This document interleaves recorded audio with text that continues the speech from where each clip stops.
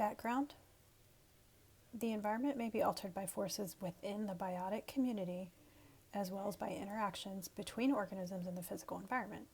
The carrying capacity of an ecosystem is the maximum number of organisms the ecosystem can support on a sustained basis.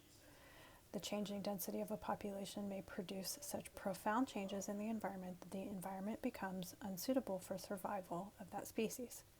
Humans can interfere with these natural interactions and have either a positive or negative effect. Start by watching the video.